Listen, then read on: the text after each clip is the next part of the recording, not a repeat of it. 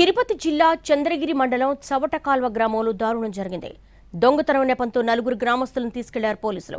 బాలాజీ, కళ్యాణ్, నాగరాజు, నాసయ్యలను అదుపులోకి తీసుకున్నారు పోలీసులు. 5 రోజులుగా స్టేషన్లో నిర్బంధించి పోలీసులు చిత్రహింసలు పెట్టారని ఆరోపిస్తున్నారు బాధితులు. చంద్రగిరి, తిరుచానూరు పోలీస్ స్టేషన్లో బాధితులపై 3rd డిగ్రీ ప్రయోగించారని చెబుతున్నారు.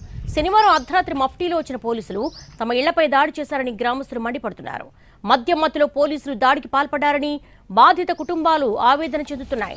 ఎటువంటి నేర చరిత్ర లేని తమ వాడిని హింసిస్తున్నారని ఆరోపించారు. చేయని నేరం ఒప్పుకోవాలని పోలీసులు వేధిస్తున్నారని బాధితులు చెబుతున్నారు. తమ వారి ప్రాణాలకు ముప్పుందంటూ మీడియాను ఆశ్రయించారు మహిళలు. 3 వాహనాలు, సెల్ ఫోన్లను పోలీసులు స్వాధీనం చేసుకున్నట్లుగా వెల్లడించారు. ఎస్టీ సామాజిక వర్గానికి చెందిన కూలీలపై దౌర్జన్యం జరిగిందని ఆవేదన చెందుతున్నారు. నిబంధనలకు విరుద్ధంగా లాకప్లో ఉంచడంపై గిరిజన సంఘాలు ఆగ్రహం వ్యక్తం చేస్తున్నాయి. ఘటనపై ఉన్నతాధికారులు స్పందించి న్యాయం చేయాలని డిమాండ్ చేస్తున్నారు బాధితులు.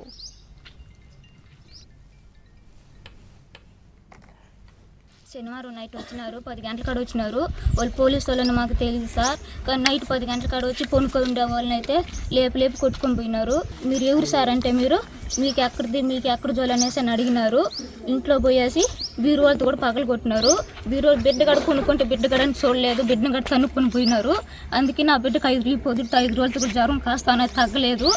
ఇంట్లో పోయేసి గుడ్లు బీరువాలని తీసేసేసినారు బయట. మా ఇంట్లో ఎందుకు సార్ కొట్టు తొడుక్కోబోతున్నారంటే నీకు ఎక్కడ జోలి నీకు ఇందుకు అనేసి నన్ను తోసేసినారు పక్కకి. మా ఇంట్లో తొడుక్కోబోతున్నారు, నన్ను తోసేసినారు, నన్ను నా బిడ్డ మెద్దరం కింద పడిపోయినాను సార్. పడిపోయే కొనికి మళ్ళీ వాళ్ళు పాటుకోలు ఎక్కించుకుని వెళ్ళినారు సార్. నిలుపుకుంటాం మా ఇంట్లో కొట్టి మీరు ఒప్పుకోకపోతే మిమ్మల్ని ఇంకా